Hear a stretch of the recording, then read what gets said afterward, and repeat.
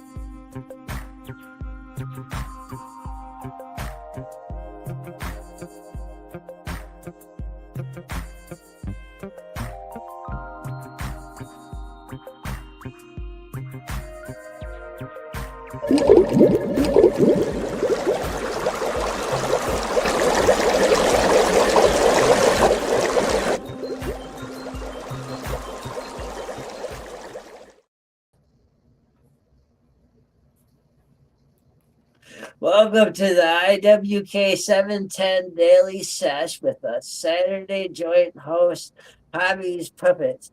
They just have hobbies there. I don't know. The tech guy, I think, is a little stoned today, but it's what we get, you know. We today have a legendary puppeteer. What is a legendary puppeteer?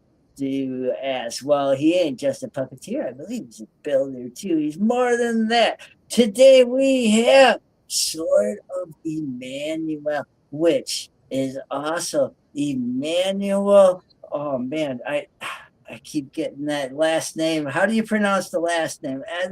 Elpenord? That's Elpenord. Elpenord.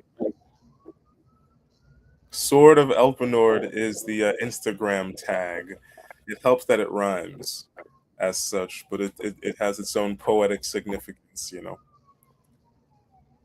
Word. And so now, where can they find you on Instagram if they watch this show and they're like, and I'm putting it right in the beginning because on replay, they're going to be like, oh, dude, what's this? What's this? And we will know it right away.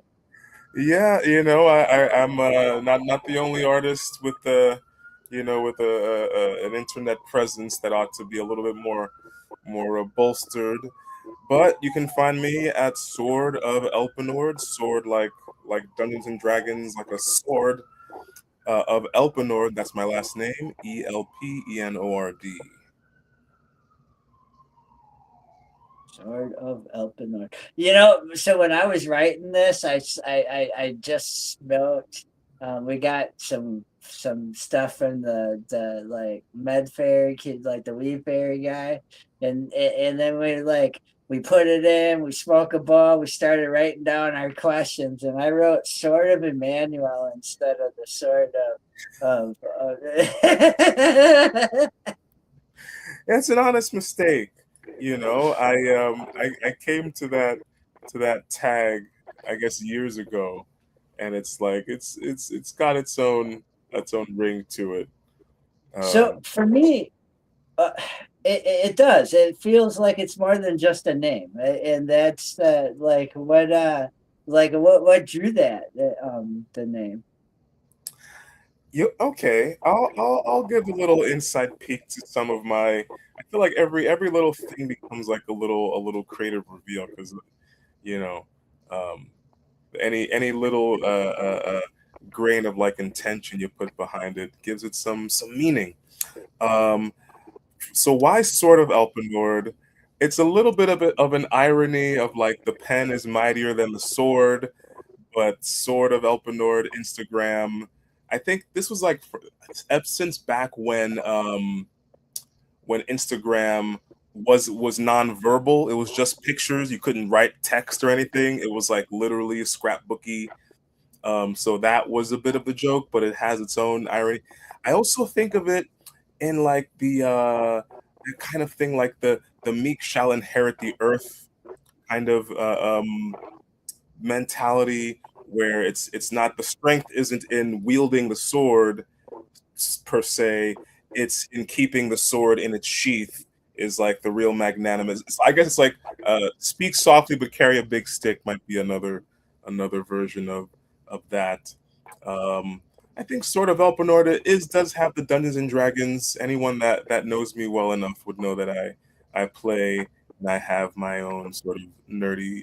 Do you really? Do you see now that's our Friday date night, but now it's like now it's Oh, every other Friday and we're like, but yeah, we play riffs and then we do Palladium and then we do riffs and then but we yeah, yeah, I like it. I like it too. The role playing, yeah.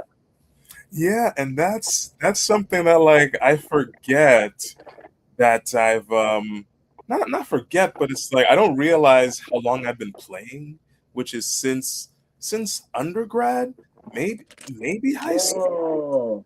back hard enough. Cause like I bought a box set, but I have memories of playing it in high school. So I don't know. It was definitely like the sci-fi club next to the LGBT club, so there was that culture overlap with board games and role playing games and things. But yeah, I have a weekly group with a dear friend that I admire and all that stuff beyond the years. Um, I don't know whether to like plug other people or not. That's the thing you do, right? Yeah, go ahead, man. So I bring you on because so to me you're a brilliant artist. Okay, we're gonna get into just how brilliant you are here and stuff, but I mean, but we got a whole hour, so now we're like curving, and so you don't always have to keep all the fame to yourself. So if you want to plug a buddy, dude, plug a buddy, man. So I so my will. question is, are you guys talking Yes. voices too? Oh, are you kidding me? Yeah, we that's like that we there's like whole set not whole sessions, but like big chunks of sessions dedicated to like character voices and trying things out. And like there's times where like well, I mean because we're all creatives and performers to some aspect, we'll like hold each other to a thing. Like for example, right now I'm playing this this like owl variation of a Kenku race character in Dungeons and Dragons. So it's like a bird like creature like an owl. He's a cleric. And Yeah. typically like in book that character is written, that race is like the birds can't speak on their own, that they can only repeat like what they've been what they've heard recently or whatever it is. And so we put a twist on that, and I made this whole character based on what's called like caveman poetry, where you communicate back and forth or tell a story with only like monosyllabic um, phrases or like only one syllable words. So and so that's the one conceit. And then we were messing around with character voices for a while. I was from Russia for some time, you know, some other thing. But now he's like this sort of street cockney from the street. Yeah, book drop.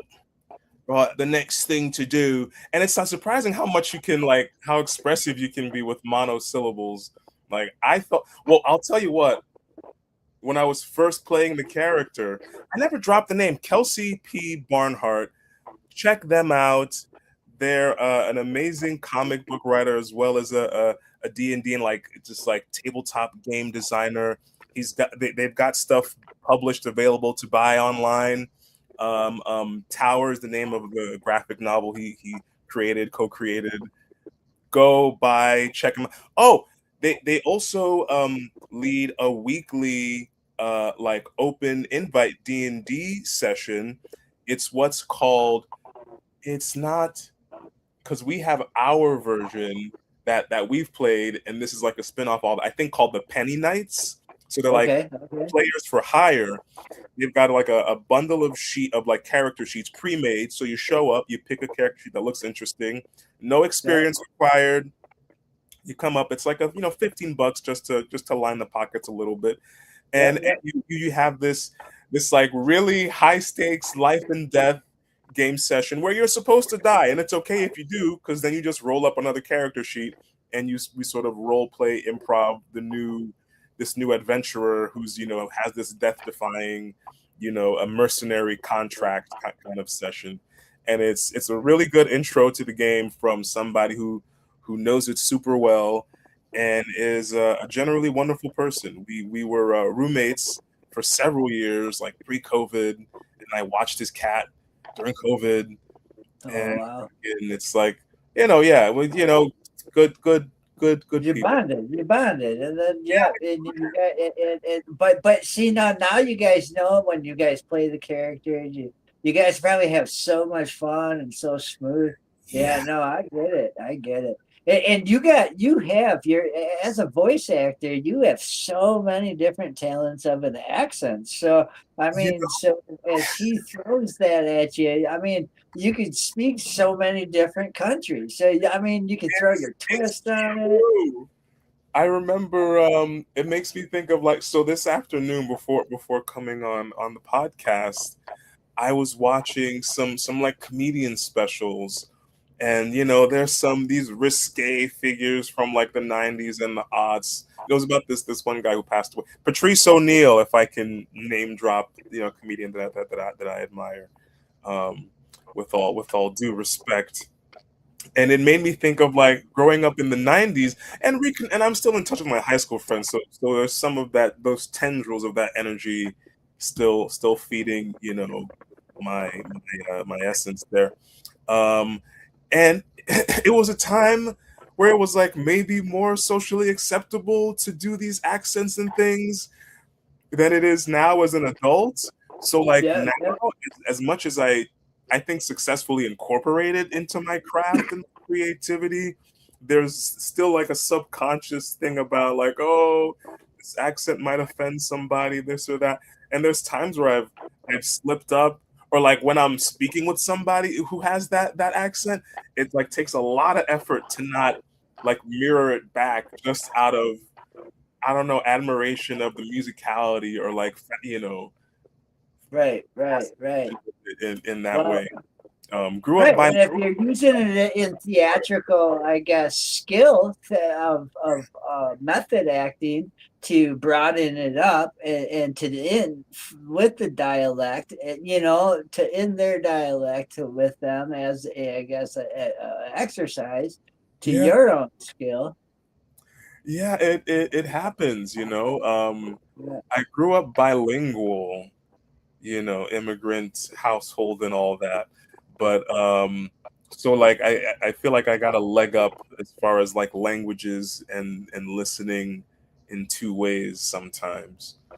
Um yeah, I think of, I mean, oh boy. So I so got so now work through my head now. Yeah. voice acting, like now when you're in the studio and you're doing that, yeah, you can shut yourself off from the world and you could be that character, and so like, and you have experience doing that. And Yeah, I do. This is I've launched or formed my LLC this year, Tiger Love Studios, which I'm really proud of that name. It encapsulates for me theater, puppetry, performance, as well as like the recording studio that I built with my own hands and a little help from some online shopping. Um, but when I'm in the booth, you know, it's it's so funny to like think back when I was first recording. A lot of performers, when in-person performing wasn't a possibility, transitioned to voiceover work. So I was part of that influx, I think, of talent, or people interested in the field. And the frustrating thing for me, especially I guess as a live performer, was the lack of feedback. I could do what I think was good and yeah, submit auditions and never hear anything back. It's like, I don't care if I booked it or not. Like, I want to know, I want like to, learn in that way of like, what could I change? What could improve? And then you learn by listening on your own in some ways.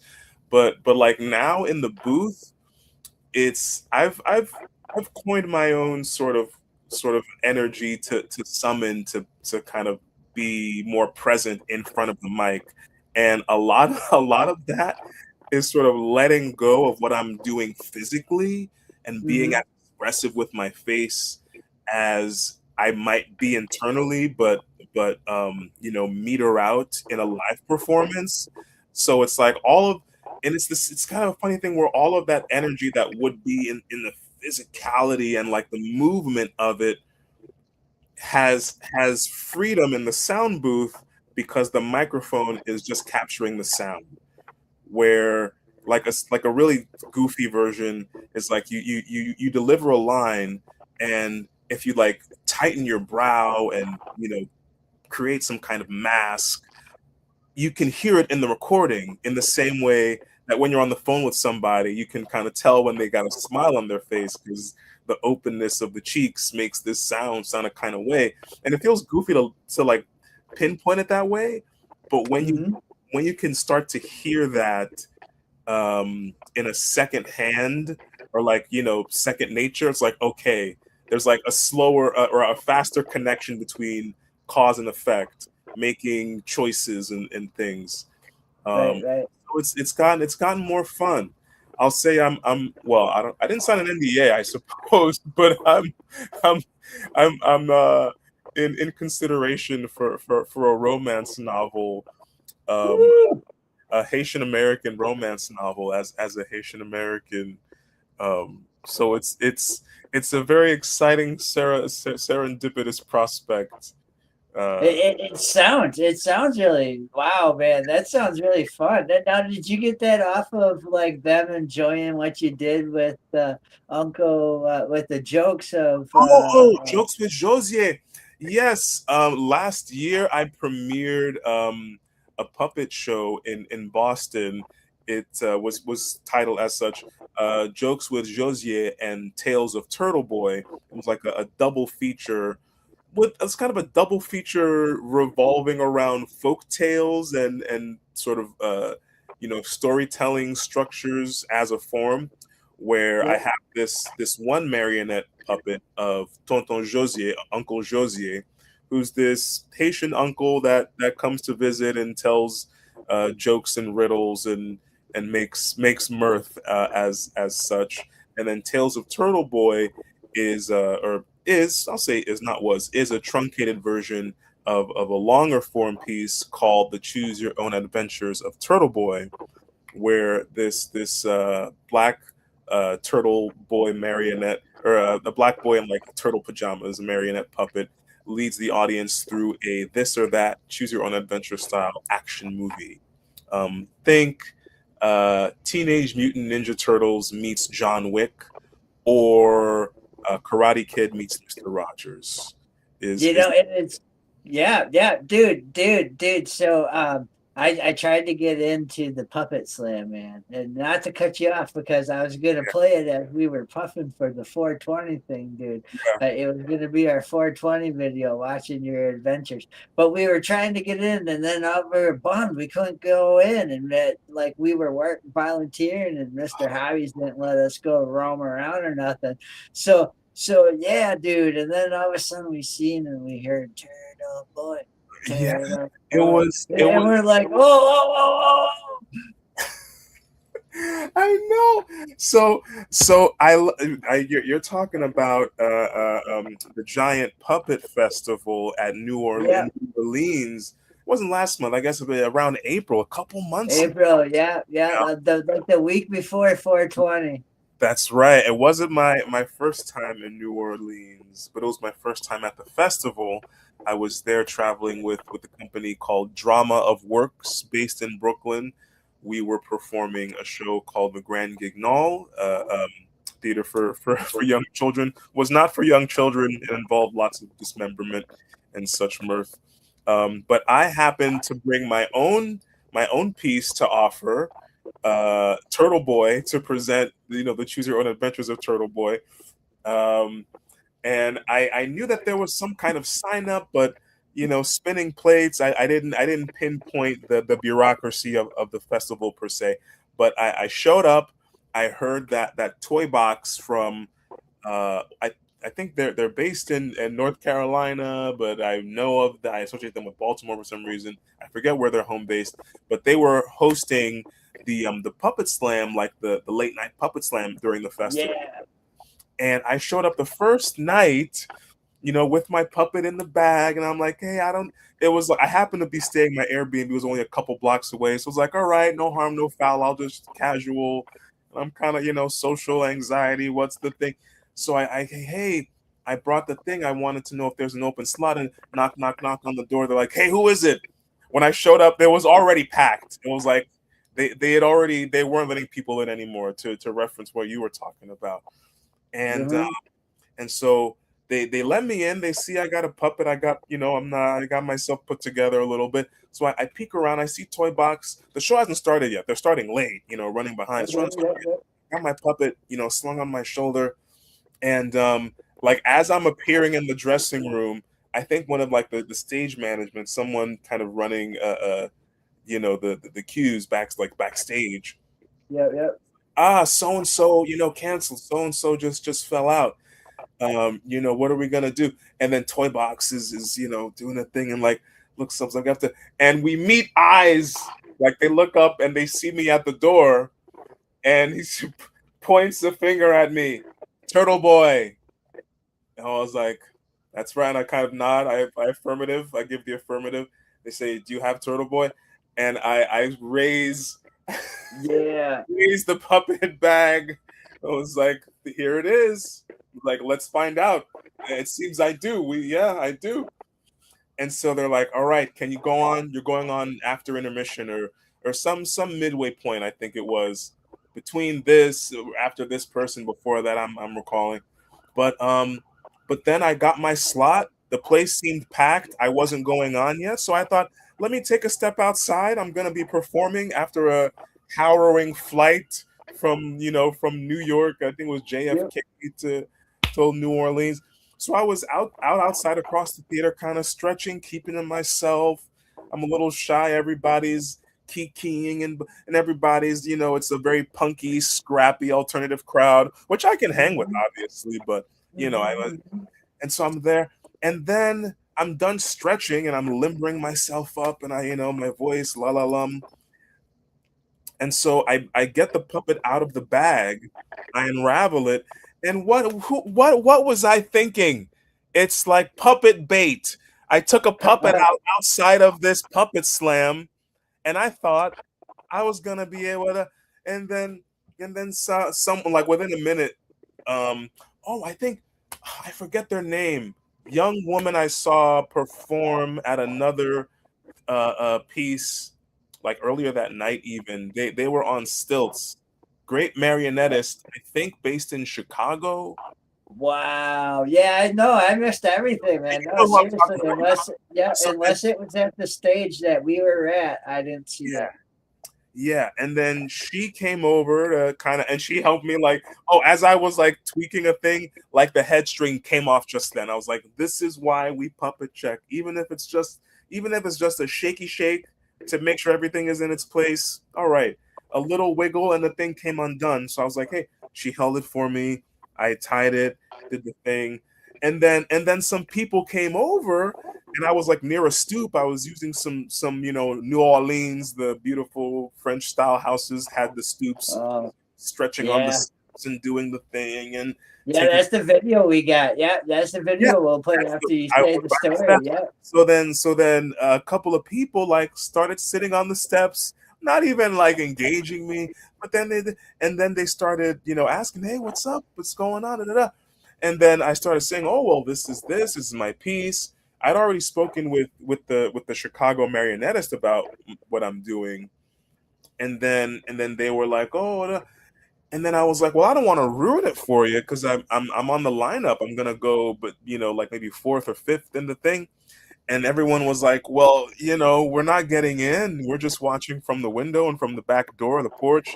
And I was like, oh, I was like, I picked up the vibe right away. To me, I felt a little like I don't want to cause a scene outside the thing, but it's like clearly Uh-huh. I see now. They're not gonna get to see this.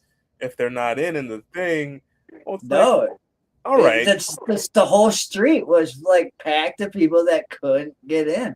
I just couldn't get in. I was like, I mean, I don't know if they could have done a bigger venue per se, but that's the But that it would take away from tradition. You know, yeah, like exactly. That's yeah. not the point. So it's like I don't think anybody was bitter about it. If anything, like, it's funny. Yeah, even the energy in that street, impromptu performance, like folks were just like gratitude and supportive, and I was like, all right, cool, great.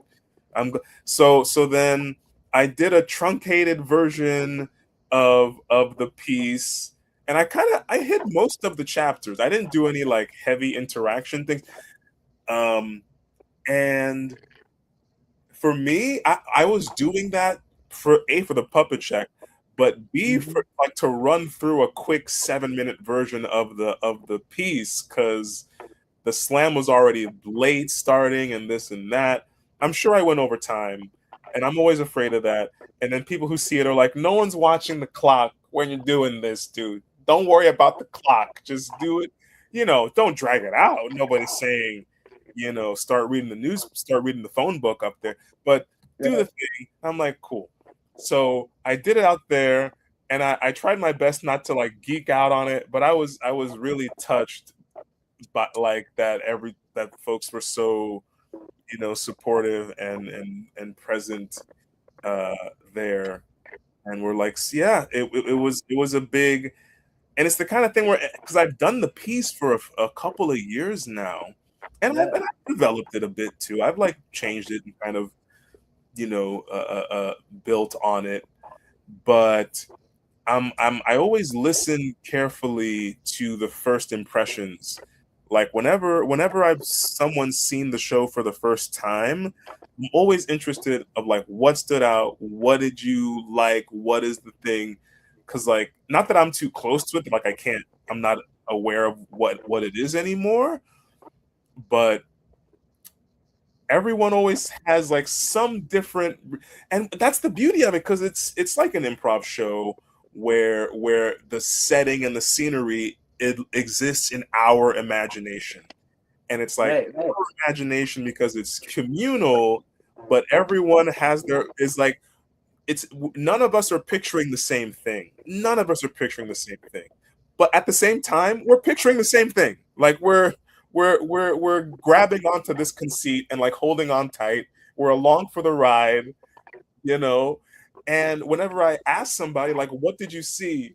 Like, were there, did you see the chandeliers fall? Like, did you did you see the smoke moment happen on the thing? Did you see the bridge? All little visual things. Like, that's very specific. It goes across different reactions and different sort of moments. A lot of it is, I voted for this, but that was the majority, so we went that way. And I was a little like tangy about it, but I was still like, come on, Turtle Boy, do that good thing. And it's like, and yeah, it's really so yeah, and I look back on it, there's like other moments of sort of spontaneous support. Spontaneous support. Let's crown this energy. There's a cow. I love cows. Bovine energy. Oh, thank you very much. So I was in the big, I believe the Mardi Gras banana was the one that was like kind of hanging out around on the outskirts, but like everybody else got it. And then, can we show that the video of it of what we got to capture with our groundhog technician? Please do. I saw a couple of clips, like the week after, but nothing longer than like 30-20 seconds or whatever. So this is going to be 3 minutes and 22 seconds of what we caught. And there were some shadows and stuff, and okay, yeah, but I mean, we captured some really good stuff. Like, yeah, man, it's like Yeah, I can't wait till sometime we're like around the same area, and like if one of the puppets can film you like doing this stuff live. I mean, because it's like really creative, man. Like I'm getting more into on the streets, busking, very not even intimate, but sort of accessible, making the piece more accessible or my work more accessible. But I will say I'll do my own little plug that the Choose Your Own Adventures of Turtle Boy will be in full length at the Minnesota Fringe Festival this August. So if you're in the Minnesota area, I understand Detroit to be nearby. Please turn out. You can find information at the Minnesota Fringe Festival website. If you search Turtle Boy or Emmanuel Elpenord, my show, or Tiger Love Studios, as a matter of fact, my show will come up, and those dates that I don't have memorized will be there at your leisure and pleasure to purchase tickets to see the full version of this clip. I'm so excited to see 3 minutes. My 3 God. minutes, 3 minutes. Yep, I'm gonna press play. It's gonna put us in like the background, and it's gonna play it in like a movie style. Okay, nice. Then I can blush in privacy, and we can talk And about then it. we'll talk. Yeah, we'll come back and we'll talk about it. I mean, I kind of wish you kind of like had the joke dude, so we could have seen some Haitian stuff too. It crossed my mind. I almost brought both. I was definitely gonna bring one. I thought of which one to bring, but it was the jokes with Josier is a little more of like the family friendly thing or like kid friendly thing. Although there's like plenty of dirty jokes and things that like could do with him and like make that a bit like horny old man kind of stuff that might be cute, pushing the envelope of the thing.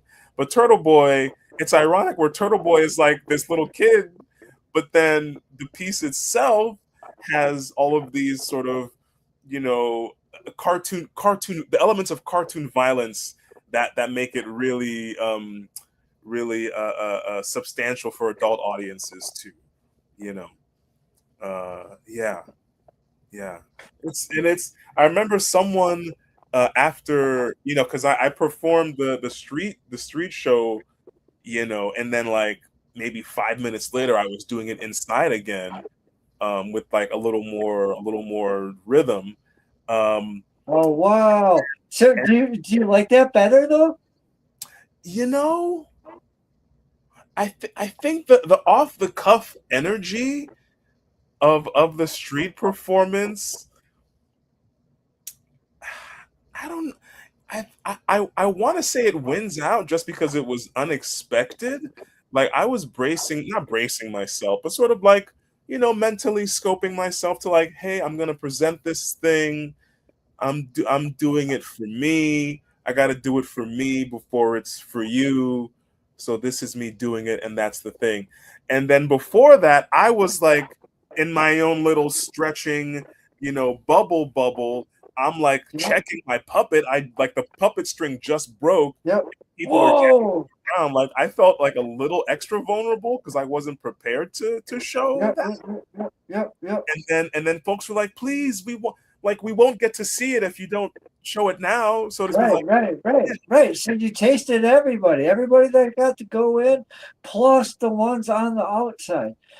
So let's quick play that, and you can tell us the differentials that you did from the inside versus the outside.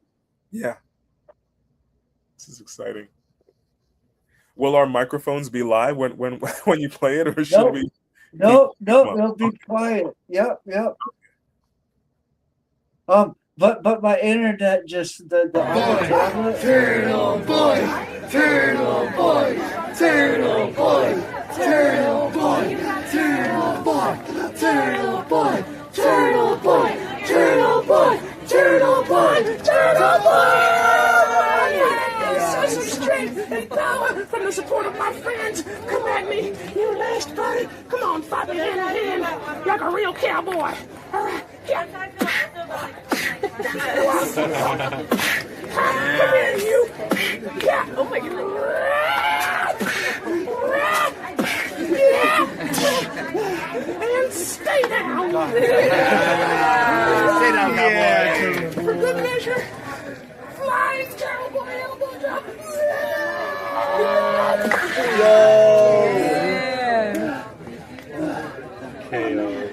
I think that was the last of them. But now they know where we live. We're gonna have to skip town. And that's just the lack of turtle boy. Oh, wait a second. Wow. I gotta take care of one more thing before I leave town. Wait a second. Should I go to the cemetery or to the shrine? Cemetery. The cemetery. We need to see it. Okay, I need some.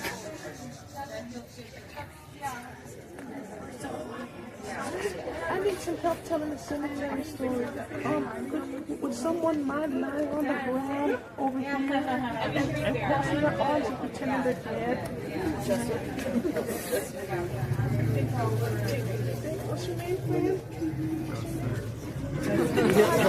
Oh, very good. Deadpool. Very good. I like this. Good choices. Okay. Now, let me set the gravestone. Can you make a gravestone with the book? Yeah, that's beautiful. Okay. Here. What do you say? Oh my God.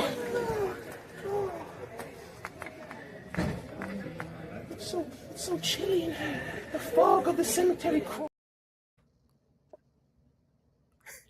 Here's the third So part. chilly in here. The fog of the cemetery crawling across the ground. Oh, everybody shake because it's cold in the cemetery. Not you, you pig. You're supposed to be here. Come on, Justin. It's so cold. Here it is. The gravestone of my very best friend. I remember all the adventures we had together. Well, it's gonna give one last goodbye before I skip town. It's those cowboys that's after me again. Yes, those cowboys. Well, you know, it's my best friend, Justin. Oh, wait, this inscription. I got a mirror for this inscription. I never read it before. What does the inscription say? Can you read it for me? I know how to read it. Abby, can you read it? What did it say? The inscription? You make up a line. It says Justin, also known as Poop Shoes. Justin, also known as Poop Shoes. His shoes were the poopiest. All right, thank you, Justin. A round of applause for Justin. Woo!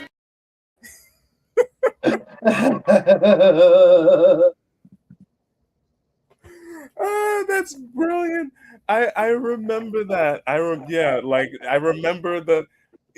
I was like remembering that the block, because I was like, the street was narrow. I was like, how do we even do it? I was like, oh, that's right. I found a book. So I usually do the piece as much as the set and like the scenery is imaginary and the action is like imaginary.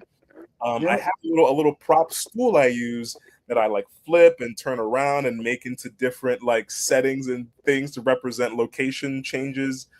So I found this book. I didn't have the stool because I just packed the puppet. So I found this book in the venue, like in the bathroom, one of the bathrooms. It was like a book of geological, facts about like archaeology or something. And so I was using that as the prop. And I didn't think that I did the audience participation parts, but I think because everybody was like so genuinely present and like wanting to support this and engage it and like be a part of it, it was like I gotta like share this with you, please. And folks were game, and it's like the spontaneous support, the surprise support. As much as like the indoor performance was just as like supportive and like soaking up, this work and like. Well, and I like the human prop. The human prop was the gravestone. It really, it really, Yeah. So my boss of the network says, "Love the turtle." Oh, love the turtle. Thank you. You know what? I might borrow that as like a little bit of a slogan. Love the turtle. Love the turtle. Because Yep. it's my company named Tiger Love Studios. I'm like, I as far as like all of the projects I have under the umbrella, I'm like, okay, I'll count that as like a this production or a that production. In terms of Turtle Boy being a flagship character, I think Love the Mhm. Turtle will be something that recurs at some point. Much appreciated. Yeah, I Right, hope. and with all your voice acting, you can make characters so you can pause in between the videos as you're making your stuff, and then bring in the like these Haitian characters. Be like, "Yeah, I don't have the Haitian accent, not like you." No, Yeah, I was I was talking with a friend of mine about like I mean the Haitian culture along with everything that's like bubbling up. I see a lot of like content creators on social media, and there's these memes about Haitian culture and Haitian parents and like the Haitian American experience to say the least. And I've noticed the way that these like people, creators, performers, whatever they may be, the way they do an accent. Um, I've done like a little bit of cultural math in my head in the way like for because Haiti and the Dominican Republic share an island. Like I'm more familiar with like the Dominican character, like on SNL.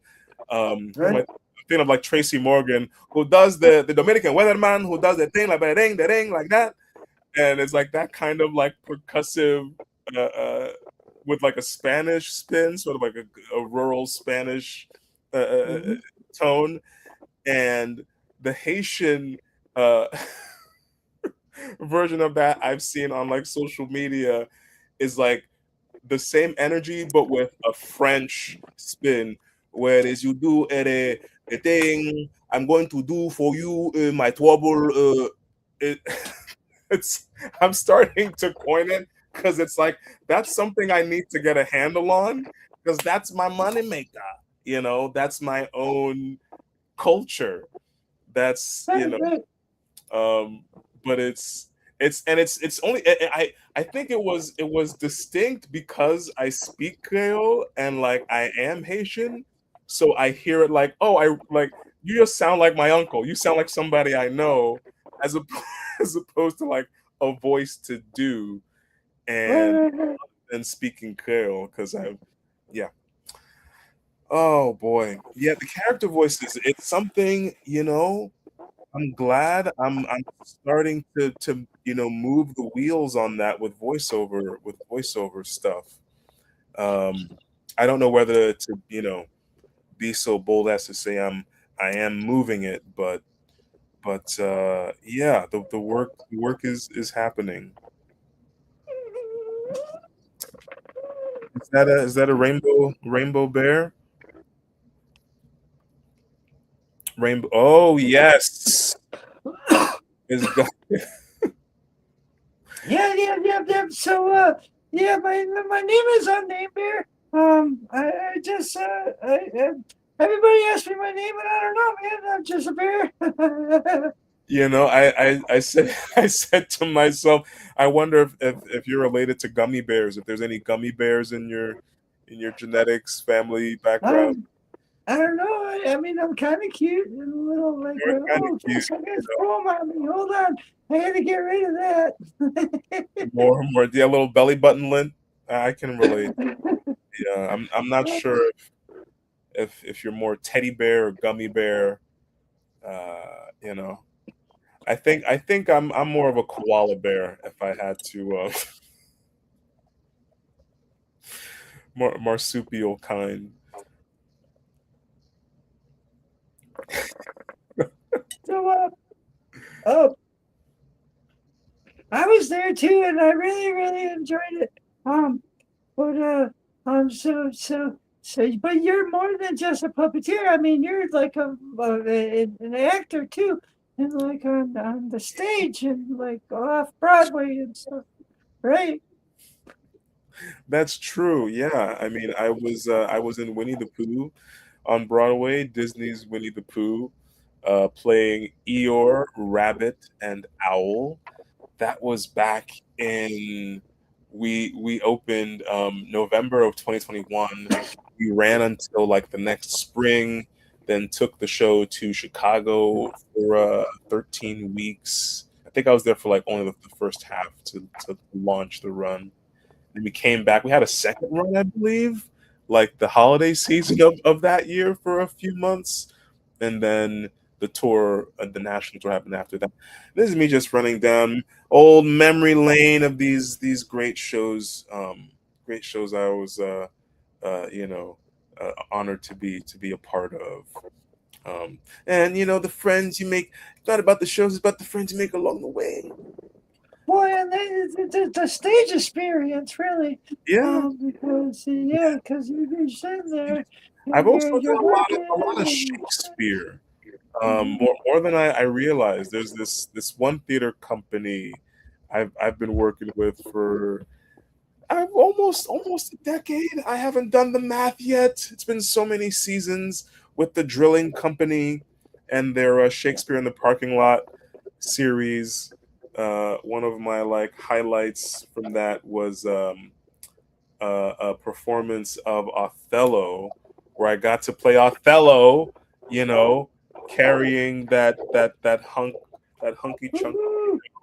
That was like the summer of 2019, right? The summer of 2019. Oh, Summer, I think, yeah, it was the summer before COVID. I didn't realize that. But that oh was the wow. summer I went to China. I was on tour in China with another show, Woo! Wow. studying Othello while I for those 8 weeks I was away, and then like a week after I got back, we opened, and we had like record breaking audience count at Bryant Park. I believe it was like 1,600 the first night, and it was like 1,500, 1,600 the next night. Um, it was pretty stunning. It was a great experience, and we're still doing great work. We're back in the parking lot as it goes back to our roots. Actually, we're in a new space in the Lower East Side. Oh In wow. if anybody wants to come out this summer, it's you know what I'm reaching over. I'm reaching over to my stack of books. I don't want to, I didn't sign the NDA, so I'm just going to promo this. It's a production of As You Like It. Well, now the book is backwards and thing, but it's As You Like It happening uh, in the Lower East Side. You can search the drilling. I don't want to give the wrong address, but I know it's this beautiful sort of street corner with this empty park, and it's like Shakespeare in the Park, King Lot, Shakespeare for the People, free, happening this summer, I believe. The second, third, and fourth weekend of July, whichever those last 3 weekends of July, it'll be a 3 weekend run. Of Wow. Wow. And now is that a residency? Well, I wouldn't call it a residency. I mean, I've been a member of the company for quite a while, and COVID hit everybody hard in different ways, in major ways, obviously. But in terms of like theater companies, I noticed a trend where the older theater companies or like longer standing companies I was a part of were like had like a membership suffocation moment where there were no new members for a while in terms of like creative young folks or generational whatever. And having stuck it out, there's like a new wave of like actors and performers in the company. So I hope they don't think of it as a residency and more of a membership, because Okay. we do really great work, and that would be a great thing. I mean, I did a residency last summer with 1 year lease. That's a fantastic theater company, sort of really deeply investigating intersectionality between disciplines and cultures and traditions, and like very proactively uh, uh, uh, um, uh, uh, reviving, the traditional I don't know how to phrase it without sounding like woo woo yoga pants, crunchy granola. But it's It like, sounds like you know, like pants. woo woo, groovy, artsy, whatever it is. But it's good. And what I hate in like acute aggression kind of way. I need to label that. Sometimes when I like things in an intense way, it's like it's so cute. I could just pinch your cheeks. It's that kind of energy. Like I Yeah. hate how much like that the 3 month residency or a 2 month residency last summer it was 2 weeks in India, 2 weeks in Japan, and 4 weeks in Greece studying ancient like theater traditions with the intention of performing a Greek play, a classic Greek play in Greek in Greece, amongst like in the spaces where they've been performed since days past. And I feel the work that we did there affecting like how I'm doing things now, even with my like shoulder healing, as I'm like staying creative. Oh yeah, I injured my collarbone for the people keeping up in the thing. So I've had to sit out of a few performance engagements the last couple weeks, but I'm maybe week 2 or 3 out of 6 in the sling, and it's a very mild fracture of my collarbone. So I'm praying my abilities and capacities won't be affected past the final sling days. Um, but the work I did in that residency, which is available to everyone, tuition pending, but it's a wonderful program, wonderful theater company. They're also based in New York, and they're doing like great work. Check them out. Plugging the people I work with that I you know enjoy working with, and the people. Um, yeah. I wish. I mean, yes. Okay, Minnesota Fringe Festival. I'm working with. I received the New York State Council of the Arts grant this year, and I'm working with Theater Lab in Midtown New York to adapt a Haitian folktale into a puppet production.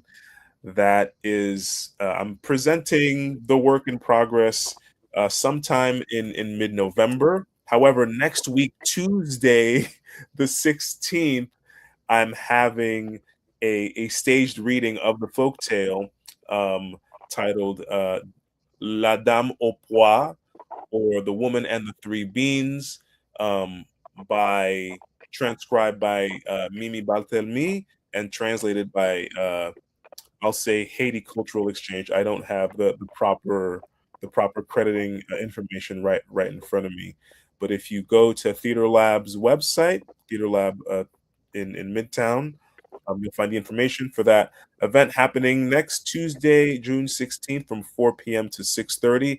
There's also a YouTube live streaming link available, so you can watch it from wherever you are. Oh Or wow! I mean, I if it So, turns out, do you share that on your page? Do you share that on like your Facebook and your Instagrams and I stuff? will be. I will be. I'm giving myself grace. I'm already not very good with social media. I'm giving myself grace with the injury, but yes, that I'll be blasting that information with just the right timing. Hopefully that people will pick Nice. that and be able to attend. But if not, the work is the work in progress. There'll be plenty of other opportunities to engage. If that comes too short notice. Yeah. So I want to thank you very much for coming on. So let's bring into the part where you said you had some merch. You wanna show Oh, some of that? I got. Like, You know what? Look, what a good host you are, coming back to swinging into to save the day. I like the little cardigan you're wearing too. That's very stylish. thank you very I much. Thank knew you. it. Yep. I thought those were peace signs, and that's what I'm all about. Now I want to show you my piece de resistance, if you will. Speaking of peace signs, I've been doing the Turtle Boy piece for a few years now, and after some of the performances, people have asked me for merch, and it's broken my heart that I don't have something of the piece to represent the show for folks to walk away with, and to remember so fondly by. So I'm brushing off what is a vinyl block printing carving for what will be eventually tote bags and T-shirts. You're gonna want to get your own. This is a Turtle Boy kitchen or casino poker chip block print. Imagine this bad boy. I'm gonna try to go into settings really quick and unblur my visual effects so that you can clearly see the craftsmanship. Emmanuel Elpenord carved this by hand. You know what I mean? This is Wow, that's really awesome, man. Look at how cool that is, dude. So you have this gonna be on a website your then? enjoyment. You know, I wish I was like, you know what? It is what it is. This is the level, the pace I can Okay, so you'll have it as you're performing, as you're street yeah, performing at these that's places, right. as They you're will be traveling along. So, oh man, even a tripod, if you put that in the right spot and that videotape just or that tripod captures like Turtle Boy doing all that stuff at like a ground level like that, dude. You put it on your YouTube, then yeah, that looks sexy too. And so then you're street vending on the internet then too. This is a prototype for block printing. This is near ready the stage for printing the design, and that'll be on the Oh, it's available for purchase. Be pretty badass. I've got lots of like theories and designs in mind. It's gonna be interesting once I've got all that put together. And you can look forward to that at the Minnesota Fringe Festival, say the least. That's my personal so deadline. so so the Fringe Festival and any place that he is out where you see him out on the street doing a little street performance. That's right. Keep your eyes open. Oh man, that's so awesome. So we're getting towards the hour time. So let's get into the shout out. I'm gonna put you big on again, like where you're gonna be like woo, like a big TV screen, and then you're gonna be like, oh, you could go find me, do, and then you can shout out. You can use it to pump you. You could just it's your time for you. I'm really grateful that you came on, man, because it's Yeah. like you. Oh man, I didn't even get to ask all the questions like how long you been doing the puppetry, how long you this, how long did that. We Wow. just like chatting. Yeah. I mean, I wanna give of my I've done all the plugging I think I need to do. I've sort of embarrassed myself with the this and that. I feel like I don't express how much I admire the people I work with. And when I work with them, sometimes I know I do, but not as much as I feel. So I'm so glad to plug the folks I got to plug, and my work. You can find me at sort of Elpenor to say the least. Might not have a website currently active. You can find me and my work there. Tiger Love Studios will also lead you to my work. And I'd love to answer those questions. I'm interested to know what you wanted to know. But puppetry, I'll say, well, geez, I'm class of 2012, so that's been I've been doing puppetry for at least 13 years. Oh wow, Yeah, I want to say wow. I've been in theater for like 15, and puppetry 13. About like 2 years out of college was my first puppet gig at the Bronx Zoo that I did for 2 summers, and then a year after that, I started working at the Swedish Cottage Marionette Theater in Central Park. Been there for about a decade, a little over a decade, and that's where the marionette expertise, skills developed.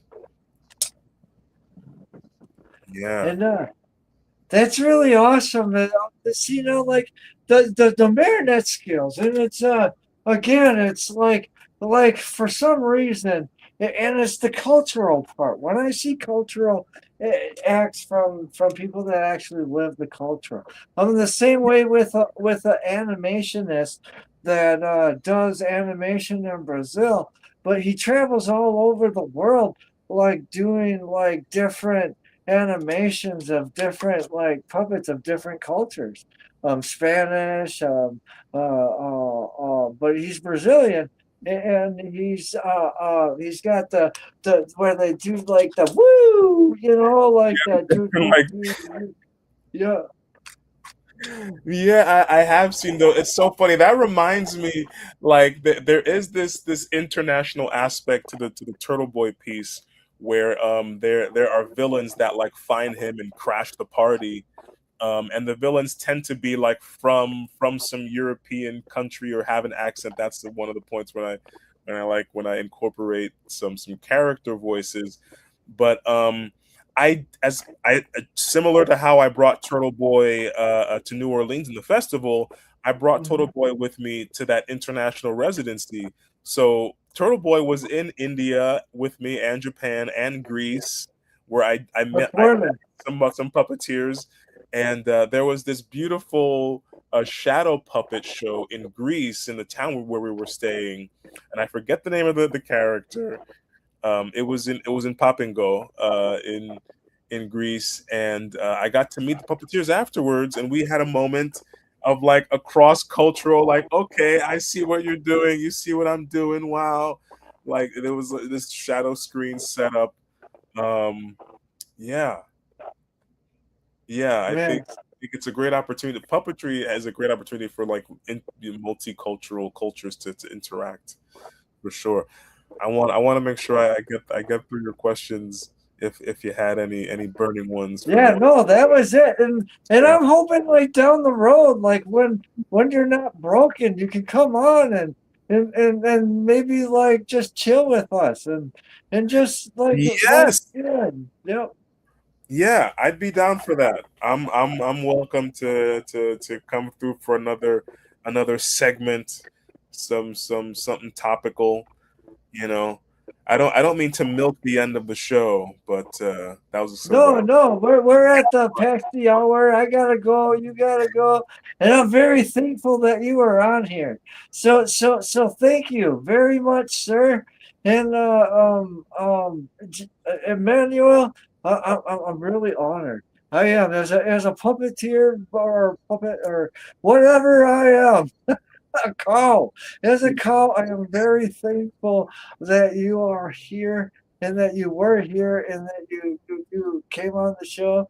We got to make you laugh by what we got to capture with our camera and man, it was awesome.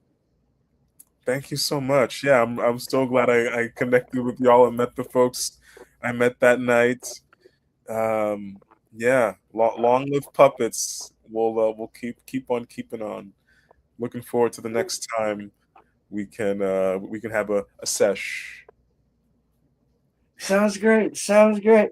Thank you for coming on, and viewers, thank you for watching on the YouTube, on the on Rumble, everywhere on the social medias we are, and for watching on the replay ways. Thank you very much, and have a good night. I gotta.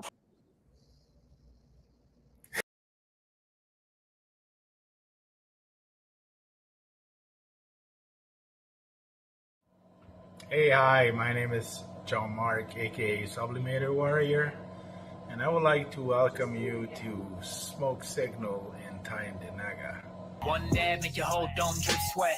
One dab make the homies all dip set. One dab, only really need one dab. One dab. Smoke Signal is a medical dispensary where you can get all your products and needs. Start vaping a whole bunch. Might just start laying off the blunts. God. Ooey, ooey, gooey, that's a sticky dab. Sticky dab. Might just have to put this one on Instagram. Go and hold it in, feel it in your ribs. So come and check us out in Tyndonega. 55 Highway 49 in Tyndonega. It's on the res, and we're open from 10 a.m. to 8 p.m. 7 days a week.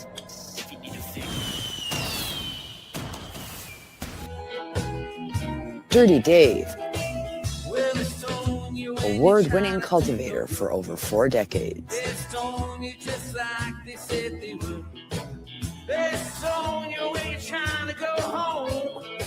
Dirty Dave, prized genetics fueled by advanced nutrients, original OG organics. Everybody must get stoned. Yeah, well, they stone you when you're walking down the street. They stone you when you're trying. Dirty Dave, award-winning products available at these fine establishments. But I would not feel so alone. Ask your shop to carry Dirty Dave. Contact us at dirtiesdoggies@gmail.com.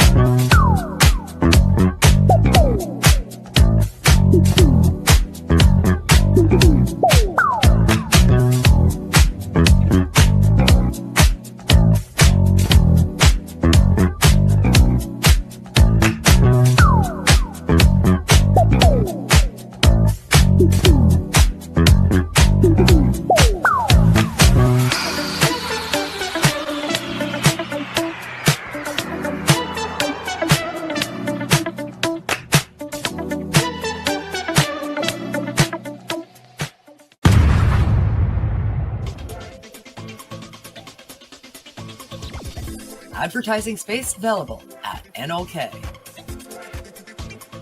Contact us for a rate sheet at NOKnetwork.com.